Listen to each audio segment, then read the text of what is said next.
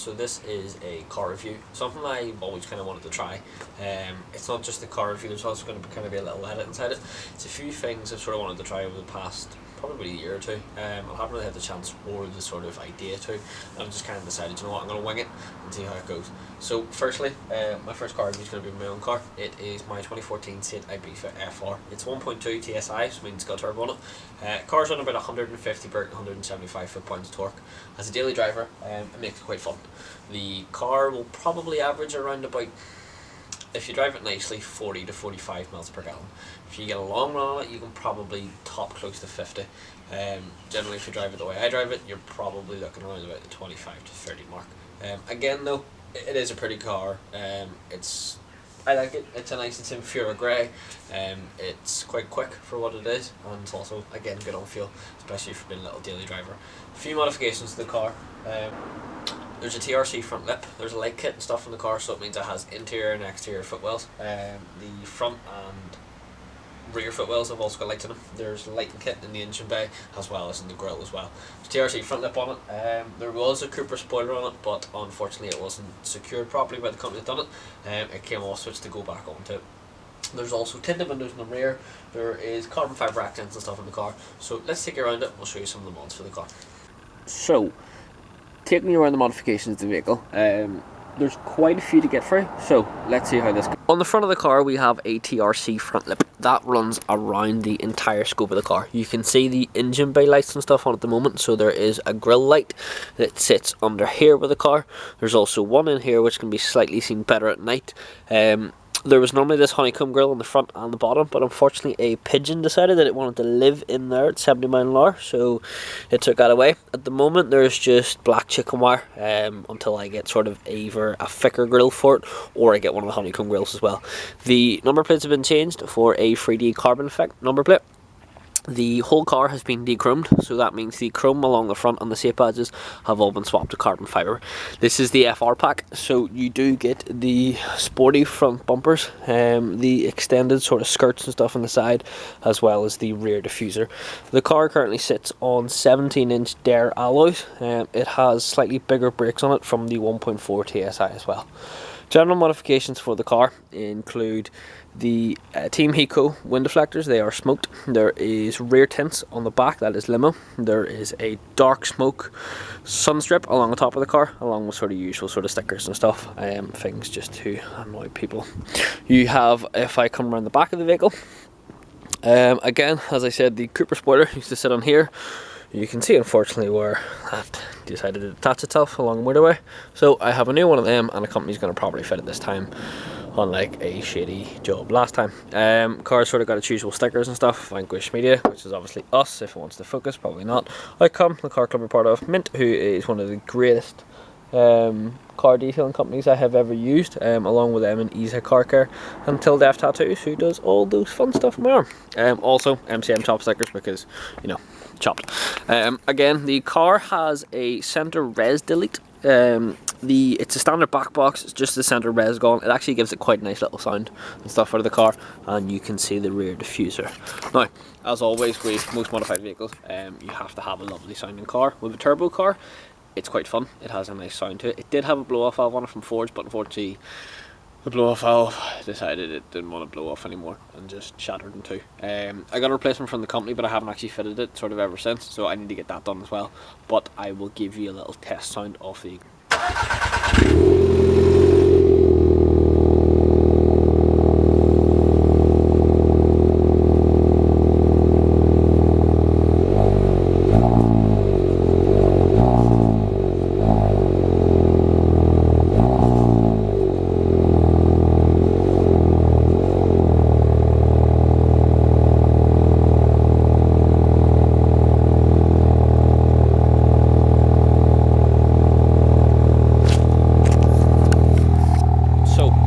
itself has a really nice cold start sound to it.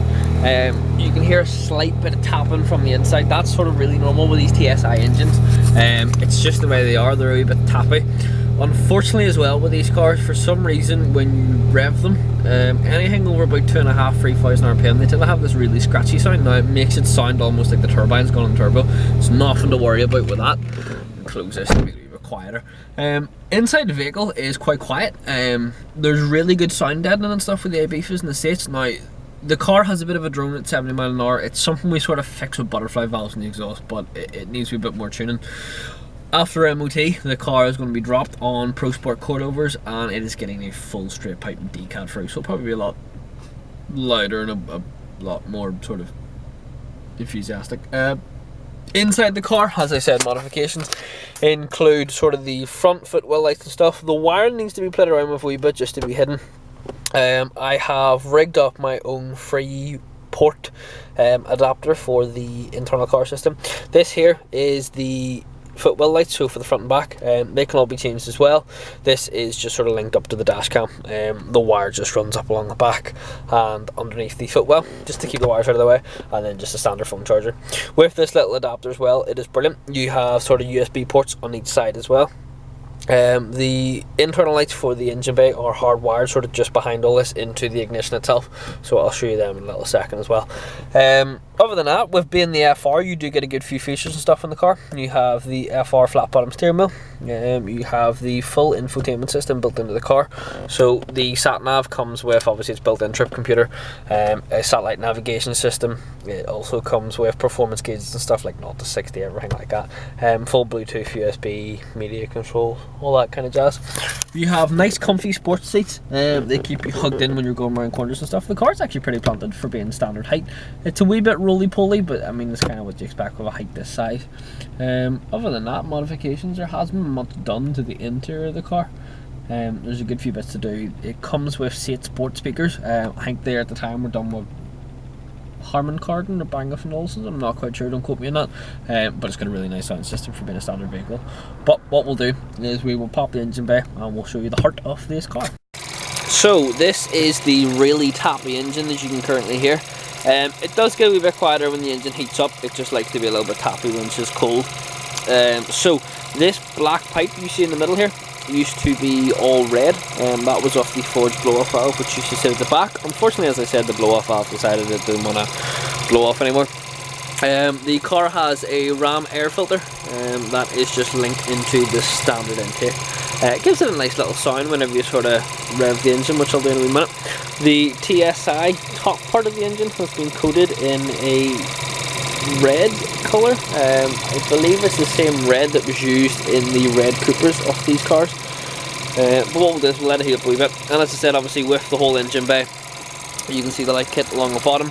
There's also the light kit inside that sits inside the intake system as well as behind the engine bay. But what we'll do is we will jack this up and we'll let you hear the car under load.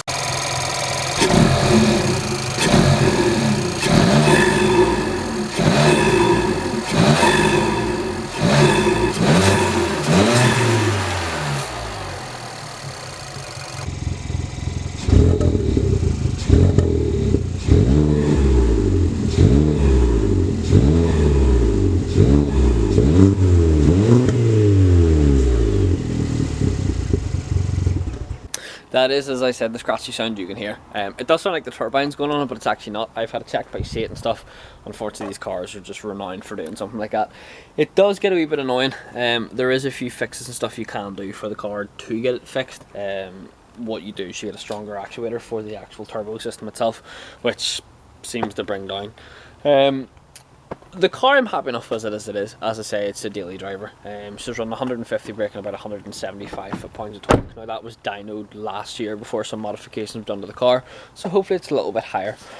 Once we get a few things changed with the vehicle, its MOT is due pretty soon. Once we get it changed, we're probably aiming for around the 160 mark. Once we've got that, I'm happy enough with the car as it is. As I say, it's a daily driver. I have something special in the works for a secondary vehicle, which hopefully we'll get in the channel very, very soon. But other than that, yeah, let's jump in, we'll see how the car does, and we'll go for a little drive.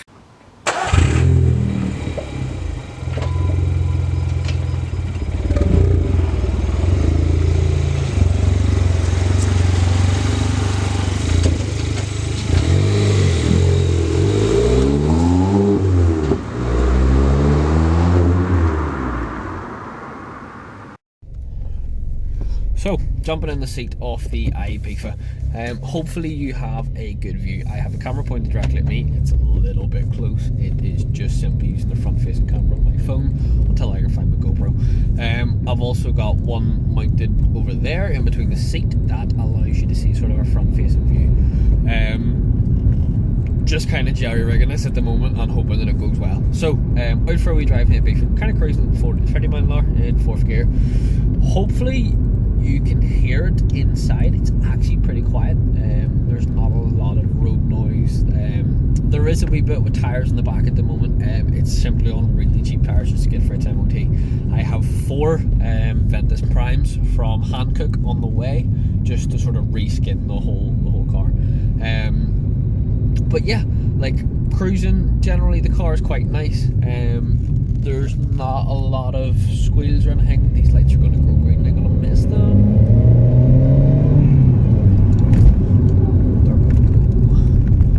So, quite a nice pickup for a 1.2. You probably couldn't see by my face, but you can probably see from this camera here. As I say, for the car being a little 1.2, 150 brakes, quite fun in it. Now there'll be another car that I'm reviewing hopefully on the channel if I can convince her. You'll get to see it. It's definitely a bit of a monster. That is a nice A4 in front of me. But yeah, I mean, I'm happy with the car the way it is. As I say, once I get that Cooper's pointer on the back of it again and I get the car lowered, there's not a lot I want to do to it. It's been a great car over the past 2 years. It's been really, really reliable. I've had a few niggly bits with the car. It's thrown a few codes with the turbo in the beginning of it. I think it was just because it was really abused in the beginning and it wasn't quite happy being abused. What are you doing? You're literally pulling out in front of me and doing like 2 miles an hour. Sorry, be on the road. But yeah, I mean, I'm really happy with it. It's great on fuel. It's nippy. It's done everything I've wanted to do. You know, I've done quite a few road trips and stuff. And actually, last week there, me, Josh, Andy, and Dean, we all went down to Comic-Con. Seated the 4 of us perfectly. We're all comfy. The car's great. You know, there was no annoyance. There was no bad road noise or anything on the way down. It was great. Yeah, you know, it's really comfy. Unfortunately, that's kind of one of the downsides of the seats. The seats are really comfy that you do want to fall asleep in them. But, I mean, when you're properly hooning it around the back road or you put your foot down, they keep you nice and bolstered, they keep you well in place. You're not sliding all around and stuff. Unfortunately, the Corsa that you might remember I had before, it did. You slid around when you put your foot down and you went around a corner too fast. At the moment, rolling at 45, we'll do a wee 5th gear pull and stuff with the car. It is pretty fun.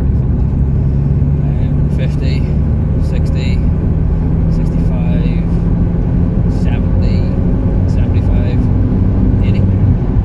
Like it just rolls on, and that wasn't my foot all the way down. That was about halfway. When you do drop it, give it some. She will, like there's 60, so we'll drop it to 4th, put it in the fair, plant it. 70, 75, 80, 85, in the 4th, 90. Bear in mind we're all in Mexico here. But yeah, I mean, great car, great fun, lovely to drive, nice comfy, float around the back roads, like she'll hold up with things that she probably shouldn't do. It's quite fun to annoy people, especially the likes of Civic owners, Corsa owners, really people that used to be like me, because people don't realise what the car is. You say 1.2 and they go, oh, right, 1.2, blah, blah, blah. But yeah, I mean, the car's really good for being a 1.2. Like, it'll push away 1.6 Hondas all day. It'll annoy Type R owners more than they care to admit. Until about 90, I'll hold off a Type R, not a problem. Heavy bump, sorry. Yeah, it is really fun to use, especially for daily driver. It'd be lovely to annoy people with it.